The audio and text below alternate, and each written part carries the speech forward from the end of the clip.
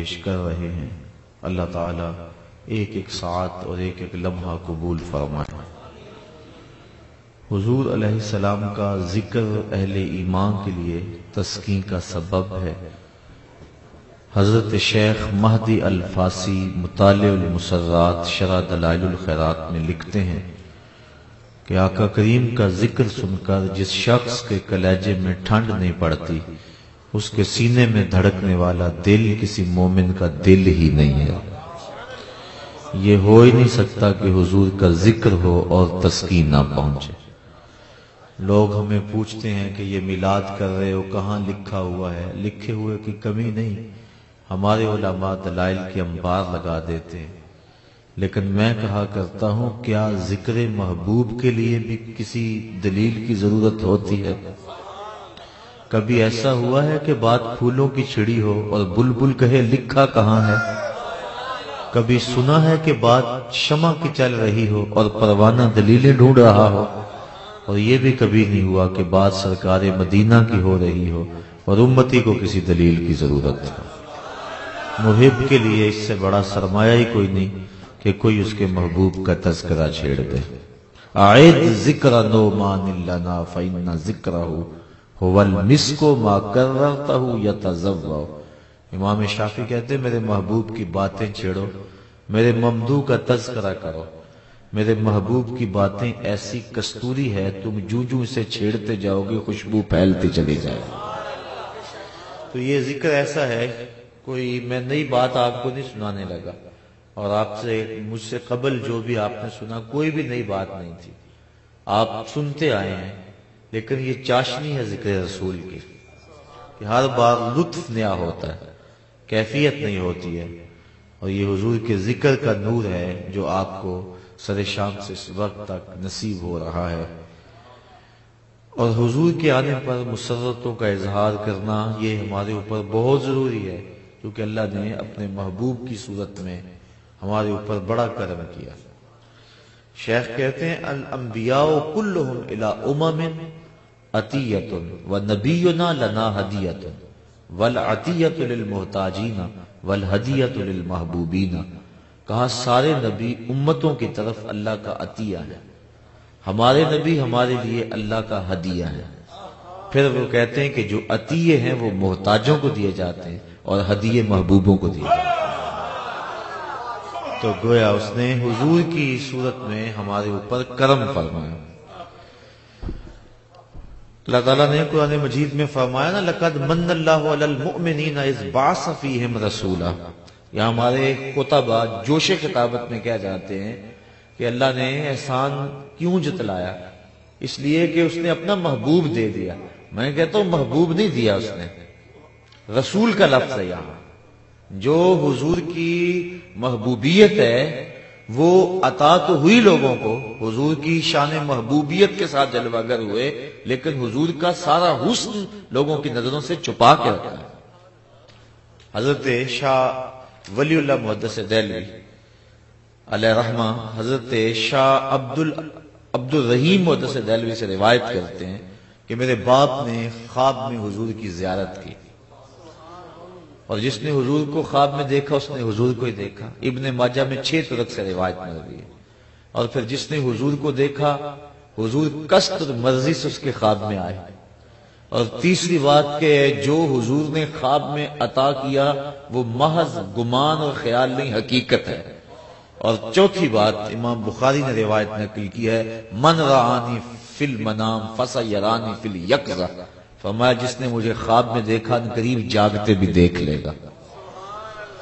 شارحین لکھتے ہیں کبھی ایسا ہوتا ہے کہ بندے میں وقت جاگے ہوتے ہیں خواب میں، لیکن بیداری میں وہ مقدر نہیں اپنے خفتہ بیدار پاتا، تو یہ کیا ہوا کہ وہ جاگتے بھی دیکھ لے گا؟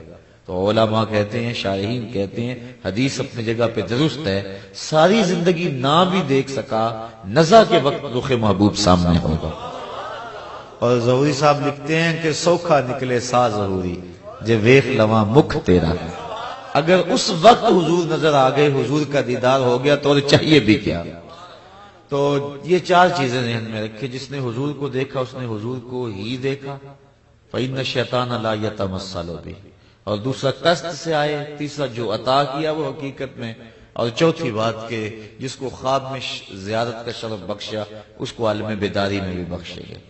اور شیخ عبدالعزیز دباغ مصری البریز میں لکھتے ہیں کہ جس کو حضور نے بیداری میں دیدار دے دیا 2999 درجے ولایت کے فوراً طے ہو جاتے ہیں۔ یہ حضور کے بیداری میں دیدار دینے کی برکتیں ہیں جو بندے کو فوراً نصیب ہوتی ہیں۔ اللہ اکبر۔ تو شاہ عبد الرحیم محدث دہلوی فرماتے ہیں میں نے حضور کو خواب میں دیکھا اور عرض کی حضور کہ فرمان ہے آپ کا ہی انا املہ و اخی یوسف اصبہ، میں نمکین حسن والا ہوں اور میرا بھائی یوسف میٹھے حسن والا تھا۔ وہاں تو زنانے مصر نے انگلیاں کاٹ لیں اور یہاں ایسا کوئی واقعہ نہیں پیش آیا، تو اس کی کیا وجہ ہے؟ تو حضور نے جو جواب دیا میں وہ آپ کے سامنے رکھ رہا ہوں۔ در سمین کے اندر شاہ صاحب نے اس کو بیان کیا، اب تو اس کا ترجمہ بھی مارکیٹ میں دستیاب ہے۔ کہا جمالی مستور عن اعین الناس غیرۃ من اللہ، اے عبد الرحیم اللہ نے غیرت کی وجہ سے میرے حسن کو لوگوں کی نظروں سے چھپا کے رکھا ہے۔ کوئی محب نہیں چاہتا کہ میرا محبوب کوئی دیکھے۔ وہ قتیل شفائی لکھتا ہے اس حد تلک بڑھ گئی ہے بے اعتمادی کہ تجھ کو تجھ سے بھی چھپانا چاہتا ہوں۔ وہ کہتا ہے میرا تو جی نہیں چاہتا کہ تو خود بھی دیکھے، تو آئینہ بھی دیکھے۔ اس حد تلک بڑھ گئی ہے بے اعتمادی کہ تجھ کو تجھ سے بھی چھپانا چاہتا ہوں۔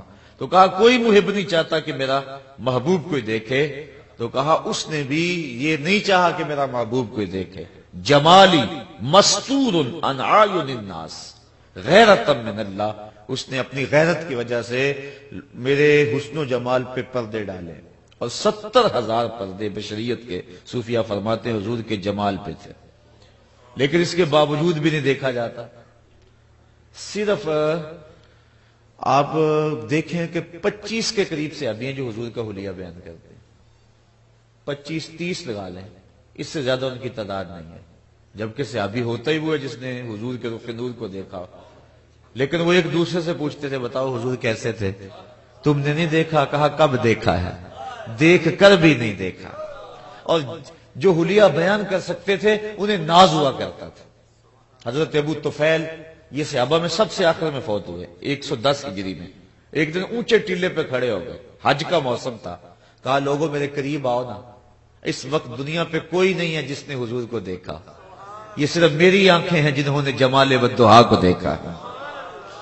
فخر ہے اس بات پہ۔ وہ ذوق نے کہا تھا نا ایک دن اپنے شاگردوں کو کہ آنے والی صدیاں تم پہ ناز کریں گی اے لوگو، تم نے ذوق کو دیکھا، ذوق سے باتیں کی ہیں۔ تو حضرت ابو طفیل کہتے ہیں کہ ان آنکھوں نے جمال جہاں آرا دیکھا ہے، آؤ مجھ سے پوچھو۔ لوگ قریب آئے، کہا صف لنا، بتائیں نا پھر حضور کیسے تھے؟ تو انہوں نے 3 لفظوں میں کہانی سنائی۔ کان رسول اللہ صلی اللہ علیہ وسلم ابیضا مقصدا ملیحا، کہا ایک تو گوری رنگت کے تھے، دوسرا درمیانی قد و قامت تھی، اور تیسرا نمکین حسن تھا۔ یہ 3 چیزیں حضرت ابو طفیل نے بیان فرمائی۔ کان رسول اللہ ابیضا مقصدا ملیحا، اور مجھے ابیض سے بات یاد آئی، یہ دادا پوتے کا بڑا پیار ہوتا ہے، اور دادا اپنے پوتے کا کوئی عرفی نام رکھ لیتا ہے۔ حضرت عبد المطلب نے حضور کا ایک عرفی نام رکھا ہوا تھا، اور وہ یہی تھا ابیض۔ وہ جب حضور کو پکارتے تھے ابیض کہہ کے پکارتے تھے، او گوری رنگت والے اللہ، یہ لفظ کہہ کے وہ حضور کو پکارتے تھے۔ اور حضور کے چچا ابو طالب کے قصیدے کے اندر یہی لفظ ہے، وَأَبْيَضُ يُسْتَسْقَى الْغَمَامُ بِوَجْهِهِ، بارش نہیں ہو رہی تھی، لوگ ان کے پاس آئے کہ بارش نہیں ہو رہی، آپ نے حضور کو پکڑا، 9 سال کی عمر ہے، اور حضور کی پشت کعبہ کی دیوار سے لگائی، اور رب سے کہا مالک کس کے صدقے بارشیں نازل کر دے۔ لوگ کہتے ہیں نبی کی بات کرنی ہے تو 40 سال کے بعد کی کہانی چھیڑو۔ یہ ابھی جو ہے وہ 2 جمعے ہوئے آپ کے شہر میں بڑی زوردار گفتگو ہوئی، لوگوں نے کہا کہ جو کچھ ہے 40 سال کے بعد ہے، تو میں نے اسی دن عصر کے بعد جا کر کے وہاں کہا، میں نے کہا تم کہتے ہو 40 سال کے بعد نبی کی سیرت شروع ہوتی ہے، میاں سیرت کی بات بعد میں کرنا، پہلے پیدا ہوتے صورت تو دیکھ لو، پہلے صورت تو دیکھو۔ رخ تو دیکھو، رخ کے آئینے میں مصور آہا سجا ہوا، اور ماتھے کی ہر لکیر پہ قرآن لکھا ہوا۔ اور میں نے کہا تم باقی رہی بات سیرت کی، تو سیرت بھی 40 سال کے بعد شروع نہیں ہوتی۔ جب حضرت حلیمہ سعدیہ دودھ پیش کرتی ہیں، حضور ایک پستان سے لیتے ہیں، پھر وہ دوسرا پستان پیش کرتی ہیں، حضور رخ پھیر دیتے ہیں۔ یہ بتلانا تھا کہ میرا اور بھائی ہے، اور میں عدل و انصاف کا سبق پڑھانے آیا ہوں، میں کسی کا حق قسم کرنے نہیں آیا۔ تم کہتے ہو 40 سال بعد سیرت شروع ہوتی ہے، یہاں تو حجرہ حلیمہ بھی شروع ہو رہی ہے۔ اگر غور کرو اس کا تو ایک ایک لمحہ پیغمبر ہے، ایک ایک ساعت پیغمبر ہے۔ تو حضور علیہ السلام کو کھڑا کر کے کہا کہ اے اللہ اس کے صدقے بارش نازل کر دے، تو فوراً چھم چھم بارش اتری۔ تو انہوں نے اس وقت ایک طویل قصیدہ لکھا جس کا یہ شعر ہے، وَأَبْيَضُ يُسْتَسْقَى الْغَمَامُ بِوَجْهِهِ، یہ میرا گوری رنگت والا بھتیجا جس کے چہرے کی برکت سے بارش اترتی ہے۔ سمال الیتامى عصمۃ للارامل، بیواؤں کا آسرا اور یتیموں کا سہارا۔ جب 9 سال کی عمر ہے اس وقت کہہ رہے ہیں، اور وہ روایت آپ نے علماء سے بے شمار مرتبہ سنی ہوگی۔ حضرت انس بن مالک رضی اللہ تعالیٰ عنہ فرماتے ہیں حضور منبر فراز تھے کہ ایک شخص کھڑا ہو گیا، کہنے لگا کہ حضور ہم ہلاک ہو گئے، قحط سالی ہے، بارش نہیں ہو رہی۔ تو آقا کریم نے اللہ کی بارگاہ میں بارش کی دعا کے لیے ہاتھ اٹھائے۔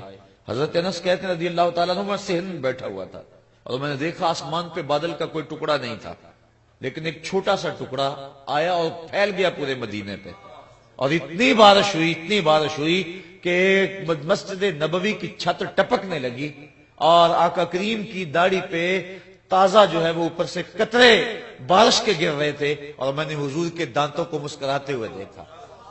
اور پھر حضور نیچے بیٹھ گئے اور فرمایا کوئی ہے جس کو میرے چچا کے شعر یاد ہوں؟ تو حضرت علی المرتضیٰ نے عرض کی حضور شاید آپ کی مراد ان شعروں سے ہے، اور پھر اس وقت یہ شعر دوبارہ پڑھے، وَأَبْيَضُ يُسْتَسْقَى الْغَمَامُ بِوَجْهِهِ، کہا آج میرے چچا ہوتے تو ان کے دل کو ٹھنڈ پڑ جاتی۔ وَأَبْيَضُ يُسْتَسْقَى الْغَمَامُ بِوَجْهِهِ سَمَالُ الْيَتَامَى عِصْمَةٌ لِلْأَرَامِلِ، تو اس دور میں بھی غریبوں، بیواؤں اور دکھیوں کی مدد کر رہے ہیں۔ تو یہ بات کر رہا تھا کہ ابیض کا لفظ جو ہے یہ حضور کے لیے بولا، اور دوسرا مقصد کی تشریح بھی بڑی طویل ہے، صرف قد کی میانہ روی نہیں، ہر عضو کا اعتدال علماء نے لکھا ہے۔ اور تیسرا ملیحن، نمکین حسن، تو کہا حضور آپ نے کہا ہوا ہے کہ انا املہ، میں نمکین حسن کا مالک ہوں، میرا بھائی یوسف میٹھے حسن کا مالک ہے، لیکن یہاں تو وہاں انگلیاں کٹ گئی، یہاں یہ معاملہ نہیں ہوا۔ تو کہا میرے حسن کو لوگوں کی نظروں سے اللہ نے چھپا کے رکھا ہے، اور چھپے ہوئے حسن کا عالم تھا کہ صحابہ دیکھ نہیں پاتے تھے۔ صرف 25 کے قریب صحابہ حضور کا حلیہ بیان کرتے ہیں۔ حضرت حسان بن ثابت رضی اللہ تعالیٰ عنہ فرماتے ہیں کہ میں جو حضور کا حلیہ بیان کر لیتا ہوں، میں اس لیے کر لیتا ہوں کہ میرے پاس دیکھنے کا ایک طریقہ تھا۔ غور کیجئے وہ کیا طریقہ تھا، کہتے ہیں فلما نظرت الی انوارہ فودعت کفی علی عینی خوفا من ذہاب بصری، میں اپنی آنکھوں پہ انگلیاں رکھ کے انگلیوں کی اوٹ سے دیکھتا تھا کہ حضور کے جلووں کی چمک سے میری آنکھوں کی بینائی نہ جاتی رہے۔ یہ چھپے ہوئے حسن کا عالم ہے، اور دیکھنے والا کون ہے؟ شاعر۔ اور آپ جانتے ہیں شاعر حسن دیکھنے میں بڑا دلیر ہوتا ہے، اور شاعر حسن چھپا ہوا دیکھتا ہے تو انگلیاں رکھ کے دیکھتا ہے، اور اگر وہ حسن بے نقاب ہوتا تو کیا ہوتا؟ یہی بہتر ہے کہ وہ پردے میں روح پوش رہے، وہ اگر پردہ اٹھا دے تو کسے ہوش نہیں۔ تو یہ حسن چھپا کے رکھا گیا ہے، تو اس لیے کہا یہ واقعہ نہیں ہوا۔ اعلیٰ حضرت نے اس کو ایک اور رنگ میں بیان کیا۔ آپ فرماتے ہیں حسن یوسف پہ کٹی مصر میں انگشت زنا، سر کٹاتے ہیں تیرے نام پہ مردان عرب۔ ولی دکنی سے لے کر غالب اقبال تک میں نے تقریباً ہر شاعر کو دیکھا ہے۔ تو میں نے کئی جگہ پہ یہ بات کہی ہے کہ تضاد کا شعر اردو ادب کے دامن میں اس جوڑ کا دوسرا میں نے نہیں دیکھا۔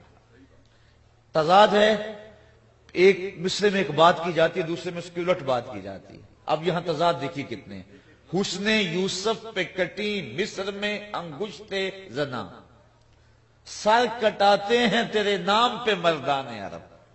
ایک طرف حسن ہے اور دوسری طرف صرف نام ہے، اور ایک طرف عورتیں ہیں اور دوسری طرف مرد ہیں.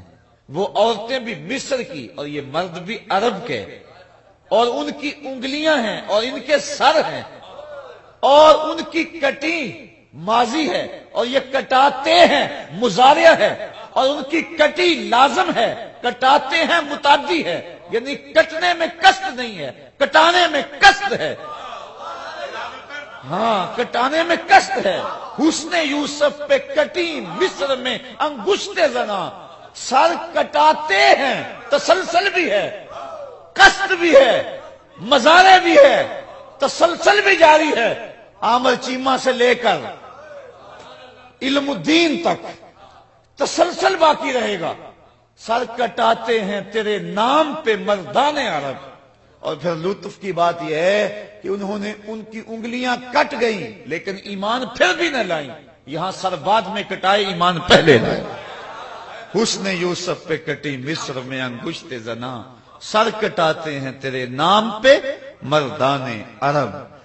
سخن شاعری شہریار اپنی جگہ, نعت کہنے کو احمد رضا چاہیے. میرے امام نے حد کر دی.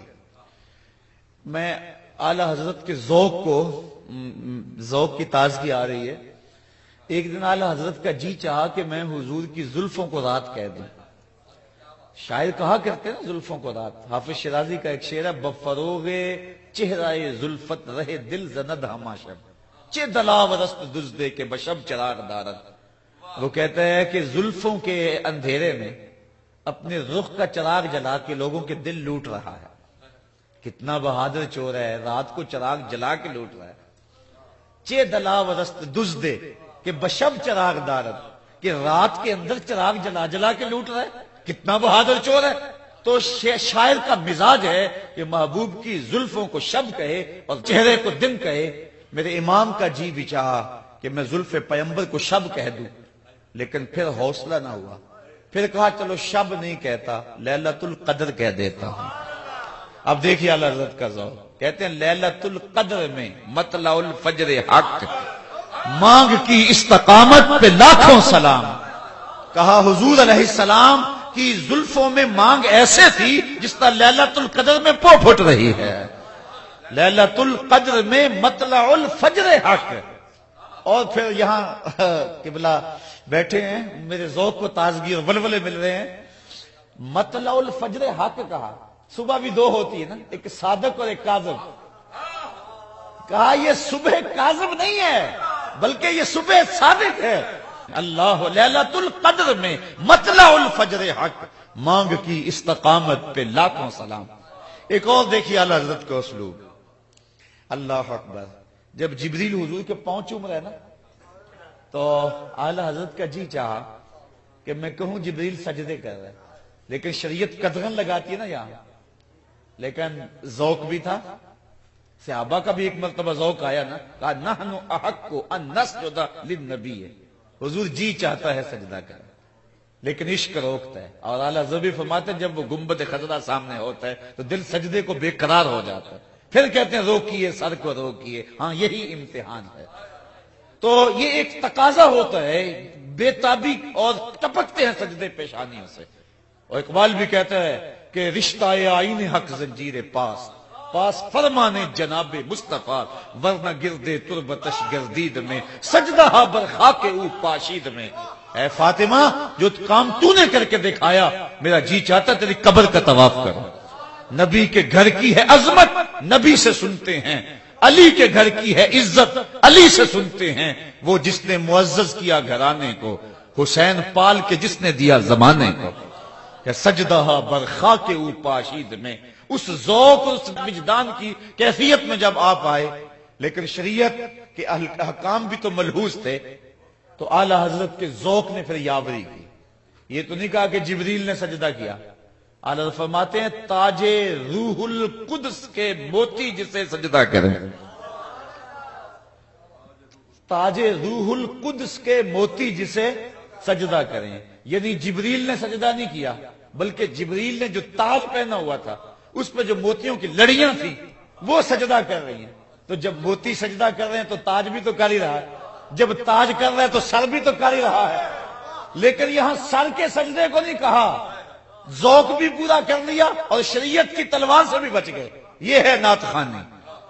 نعت کہنے کو احمد رضا چاہیے، تاج روح القدس کے موتی جسے سجدہ کریں، رکھتی ہیں کتنا وقار اللہ اکبر ایڑیاں. یہ محبوب علیہ السلام کی عظمتیں ہیں، یہ حضور کی رفعتیں ہیں. بات بہرحال بڑھتی چلی جائے گی. میں نے جو آیت آپ کے سامنے پڑھی، نعت کے دو اسلوب ہیں. یہ ہمارے دور کی ایک سہولت، یہ جو نعت خوانی کی طرف ہم لوگ آئے ہیں اور محافل نعت کا ایک مروجہ انداز پیدا ہوا ہے، تو اس کی ایک خاص وجہ ہے. چونکہ ممبر و محراب پر جب علماء نے اپنے مسلک پہ گفتگو کی تو کچھ لوگوں کو یہ بات کڑوی لگی. انہوں نے کہا کہ ہم اس انداز کے ساتھ مدح کا پہلو ہی سنیں اور رسول کے جو شاتمان ہیں ان کی جو مذمت ہے وہ نہیں ہم سن سکتے. اور یہ اس انداز کے ساتھ جو ہے وہ ایک ترتیب جو ہے وہ بنی اور کہا کہ نہیں، اس میں اختلاف نہیں ہوتا ہے. جبکہ حضرت حسان بن ثابت رضی اللہ تعالی عنہ کی جتنی بھی شاعری ہے آپ پڑھیں، اس میں جو حضور کی مدح و ستائش ہے ڈائریکٹ وہ کم ہے اور دشمنان رسول کی مذمت زیادہ ہے. میں ایک مثال دینا چاہ رہا ہوں. نماز کے اندر 2 سجدے ہیں اور رکوع 1 ہے. صاحب نور الانوار ملا جیون علیہ رحمہ فرماتے ہیں کہ الامر لا تقتضی تکرار ولا یحتمل، جو امر ہے وہ تکرار کا تقاضا نہیں کرتا اور نہ اس کے اندر اس کا احتمال موجود ہے. میں ایک بات آپ کو کہوں تو ایک مرتبہ آپ کر دیں بات پوری ہو جائے گی. لیکن ورکعوا واسجدوا، رکوع کرو اور سجدہ کرو. رکوع ہم 1 کرتے ہیں، سجدے ہم 2 کرتے ہیں. امر ایک جیسا ہے. امر تو تکرار نہیں چاہتا تو سجدے 2 کیوں کرتے ہیں؟ یا تو پھر رکوع بھی 2 کریں یا سجدہ بھی 1 کریں. امر ایک جیسا ہے لیکن سجدے ہم 2 کرتے ہیں، رکوع ہم 1 کرتے ہیں. تو اس کی کیا وجہ ہے؟ تو اس کی وجہ انہوں نے بیان فرمائی. فرماتے ہیں وجہ یہ ہے کہ جب فرشتوں کو امر سجدہ ہوا تو 1 سجدے کا حکم تھا. چونکہ امر سے تکرار لازم نہیں آتا، 1 تکرار کا تقاضا نہیں امر کا. لیکن فرشتوں نے جب گردن جھکائی، سجدہ کیا، اس کے بعد جب سر اٹھایا تو دیکھا 1 اکڑا ہوا ہے. تو پہلا سجدہ انہوں نے امتثال امر کے لیے کیا، پہلا سجدہ رب کو منانے کے لیے کیا اور دوسرا سجدہ نبی کے دشمن کو جلانے کے لیے کر دیا. تو پہلا سجدہ بھی عبادت قرار پایا، دوسرا سجدہ بھی عبادت قرار پایا. اللہ اکبر.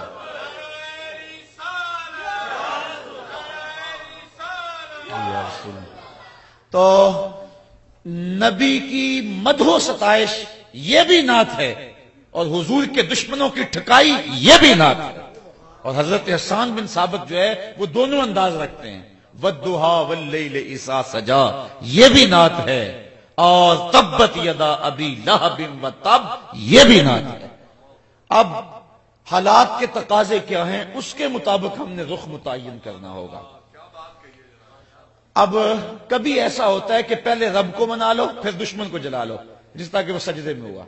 کیونکہ تقاضا یہ ہے پہلے دشمن نہیں تھا، پہلے رب کو منانے کے لیے سجدہ ہوا، امتثال امر کے لیے ہوا.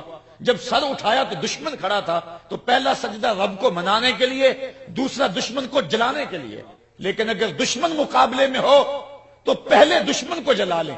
یہ بھی ایک اسلوب ہے. آپ کہیں گے وہ کہاں؟ آؤ جب ہم حج پہ جاتے ہیں تو ایک انداز ہے طواف کا جس کو رمل کہتے ہیں، کندھے اچکا اچکا کے چلنا، اللہ کا گھر سامنے رکڑ کے چلنا. جب تاریخ ڈھونڈی تو بات سمجھ آئی کہ جب حضور آئے نا دوبارہ مکے میں تو قریش نے کہا لو یہ تو کمزور ہو گئے، ان کی تو جو ہے وہ ان کو راس نہیں آئی وہاں کی آب و ہوا. تو میرے آقا کریم نے فرمایا کہ پہلے چکر رمل کے لگاؤ نا، پہلے دشمنوں کو جلا لیں پھر رب کو منا لیں گے. تو پہلے رمل کے چکر جلانے کے لیے، پھر رمل کے بعد والے چکر رب کو منانے کے لیے.